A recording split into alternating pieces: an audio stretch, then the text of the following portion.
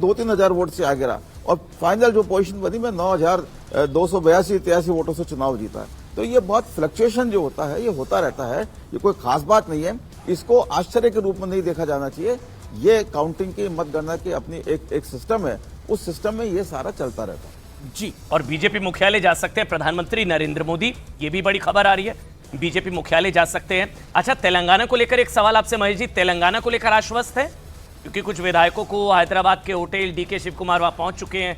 PRS plus BJP plus AIMIM अगर हम कर दें तो लगभग बराबरी का लग रहा है थोड़ा सा मुकाबला। महेश जी, मैं कह रहा हूं तेलंगाना, मध्य प्रदेश, छत्तीसगढ़ और राजस्थान चारों को लेकर आश्वस्त हूं, चारों को लेकर आश्वस्त। लेकिन मुझे लगता है कि छत्तीसगढ़ के लिए तो थोड़ा आश्वस्त आप रह सकते हैं, क्लोज फाइट है। गजेंद्र सिंह शेखावत कुछ बोल रहे हैं, केंद्रीय मंत्री बहुमत के साथ सरकार में आएगी हमने कहा था, और छत्तीसगढ़ में भी भारतीय जनता पार्टी सरकार बनाएगी, आप देखते रहिए। सर, जिस तरीके से बात करें करप्शन और महिलाओं के खिलाफ जो इस तरीके से लगातार यहाँ पे क्राइम थी, लगता है वो सब जो है जनता देखिए, राजस्थान की जनता ने ये चुनाव मुखर होकर के कांग्रेस पार्टी को सत्ता से निकाल करके फेंकने के लिए लड़ा था। तमाम तरह के प्रलोभन दिए गए, झांसे दिए गए, लेकिन राजस्थान की जनता स्वाभिमानी जनता है और उन्होंने ये मानस बना लिया था, तय कर लिया था कि महिलाओं का सम्मान की रक्षा न करने पाने वाली इस भ्रष्टाचारी सरकार को हम किसी भी तरह से बर्दाश्त नहीं करेंगे। तमाम दावे खोखले साबित हुए, तमाम वादे खोखले साबित हुए और ये आधारविहीन वादों वाली सरकार को जनता ने नकार दिया। लगता है कि गहलोत साहब की जो गारंटी थी वो तो जनता ने ही फेल कर दिया, अब मुझे क्या लगना है यार। अब पार्टी कार्यालय में साहब, पार्टी कार्यालय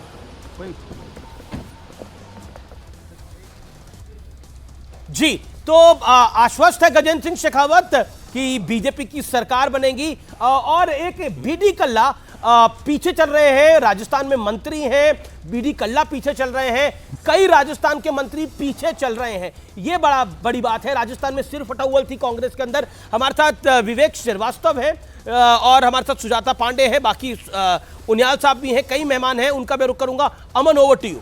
विवेक जी, बुरा हाल हो गया तो?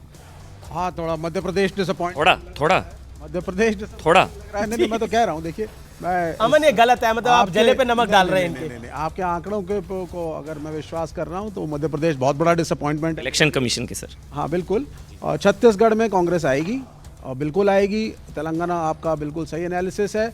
हाँ, मध्य प्रदेश में हमें बहुत डिसअपॉइंटमेंट है। राजस्थान की टैली अभी 1.5-2 घंटे में बदलेगी, कांटे की टक्कर रहेगी। सर, ये हमारा एनालिसिस नहीं है, मेरा और अमन का एनालिसिस नहीं है, बिल्कुल, ये अब आंकड़े इलेक्शन कमीशन के, अब इसको बिलीव करना पड़ेगा। नहीं, बिलीव कर रहे हैं, ईवीएम पे दोष डाल सकते हैं, आगे ऑप्शन है। नहीं, बिलीव कर रहे हैं। आपके लोग वोटिंग सेंटर पे हैं, वहां से लाइव अपडेट आप दे रहे हैं, तो वो बिल्कुल आंकड़ों पे विश्वास है, ऐसा नहीं है। लेकिन मेरा यही कहना है, जैसे कि अजय आलोक भी कह रहे हैं कि 1.5 से 2 घंटे में पिक्चर ज्यादा क्लियर होगी। हमारा आंकलन है छत्तीसगढ़ और तेलंगाना श्योर शॉट कांग्रेस की सरकार है। अच्छा। मध्य प्रदेश डिसअपॉइंटिंग है। राजस्थान में कांटे की टक्कर अभी रहेगी। कांटे की टक्कर रहेगी, लेकिन ईवीएम पर मतलब हो जाएगा क्या शुरू? ईवीएम की बात तो नहीं है, लेकिन अगर आप राजस्थान की वैसे बात करें जहां पे सरकार हर बार चेंज होती है, एटलीस्ट जो इस बार माहौल बना है वो एटलीस्ट ये तो था कि कम से कम टक्कर है। दूसरी बात कि राजस्थान में भी अभी जो है अन्य का बहुत बड़ा फैक्टर है कि वो किस तरीके से मैनेज किया जाएगा। और तेलंगाना और छत्तीसगढ़ तो कांग्रेस के पास गया ही है। तो तेलंगाना भी मैनेज हो सकता है फिर? आप देखिए, तेलंगाना में 67 प्लस है और 19 सीटें थी 2000। क्योंकि तेलंगाना में नहीं मैनेज हो सकता। आप नंबर्स देखिए जो अभी बोला गया मैनेज हो सकता है। तेलंगाना में BRS plus AIMM plus BJP जोड़ दिया जाए तो नेक एंड नेक है।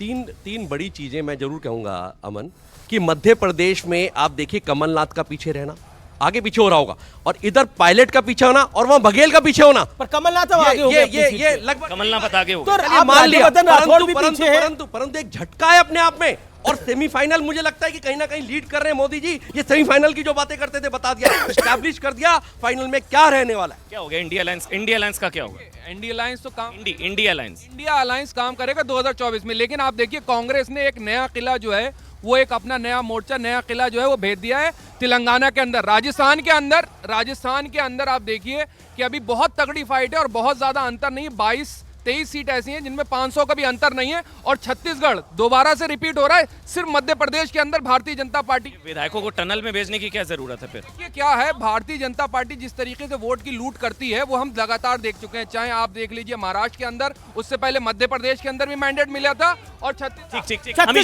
में जी बड़ी खबर, छत्तीसगढ़ में 46 BJP now, 42 Congress, 46 BJP Chhattisgarh में, 47 बीजेपी, नंबर बीजेपी का बढ़ रहा है। मेजॉरिटी बीजेपी को मेजॉरिटी।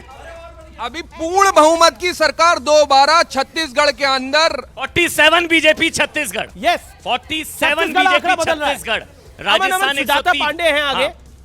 सुजाता जी। देखिए अमन, मुझे लगता है कि मध्य प्रदेश और राजस्थान तो बीजेपी के पास गया ही है। एक मध्य प्रदेश की बात यह है कि शिवराज सिंह चौहान, जबकि वो मुख्यमंत्री का चेहरा उनको डिक्लेयर नहीं किया गया था, फिर भी 165 रैलियां करी और बिल्कुल सेंटर में थे वो इलेक्शन के। और उनकी जो इमेज रही वो मामा की और एक emotional bonding, family man with leader की, वो मुझे लगता है वाज नॉट द फेस, वो फेस नहीं थे फिर भी क्योंकि आप देखिए पूरा इलेक्शन उनके इर्द गिर्द रहा हुआ है अमन। ये एक बड़ा फैक्टर है। और जो वो शुरू से कहते रहे कि मेरी बहनाएं सारे कांटे निकाल देंगी, तो वो सामने है। छत्तीसगढ़ में आप देखिएगा कि ये बीजेपी के पास जाएगा, क्योंकि हो सकता है कि मीडिया में और इलेक्शन पोल्स में नहीं दिख रहा हो, पर लोकल लेवल पे काफी एंटी इनकम्बेंसी थी, करप्शन के चार्जेस काफी थे। ये वाकई अमीश, ये बहुत बड़ी खबर है जो स्क्रीन इस वक्त है।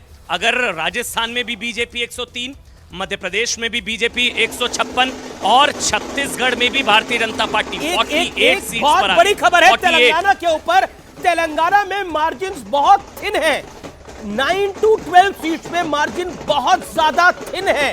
कांग्रेस के मार्जिन वहां पर कई जगह बड़े हैं और बीआरएस के मार्जिन छोटे हैं। तो क्या कांग्रेस 70 क्रॉस कर जाएगी, ये बड़ी बात है। और छत्तीसगढ़ के अंदर भी मार्जिन कम है दोनों पार्टियों के पास, इसलिए छत्तीसगढ़ के अंदर अभी कुछ भी कहना मुश्किल है। लेकिन अब बढ़त बीजेपी ने बनाई है।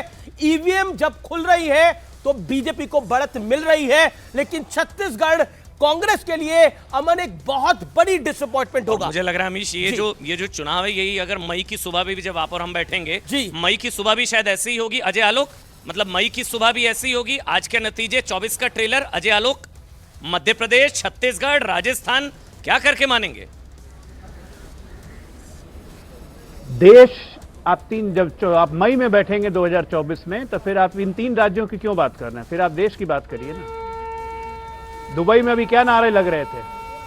जब दुबई में रहने वाले भारतीय नारा लगा सकते हैं कि 400 पार, तो हिंदुस्तान में रह के लोग 400 पार क्यों नहीं करवाएंगे? और बीजेपी 50 का मार्जिन टच करती हुई छत्तीसगढ़ के अंदर। मैं आपको बता रहा हूं, पिछले 1.25 घंटे से ईवीएम खुल रही है और आप देखिए बीजेपी की लीड बढ़ रही है इस इलाके के अंदर, छत्तीसगढ़ के अंदर। लेकिन सीपी जोशी राजस्थान कांग्रेस के बहुत बड़े नेता और साथ ही साथ विधानसभा के स्पीकर, गहलोत के करीबी, कभी नहीं करीबी, लेकिन अपनी सीट वो हार रहे हैं। वहां महाराणा प्रताप के वंशज आगे चल रहे हैं और ये बहुत बड़ी सीट है।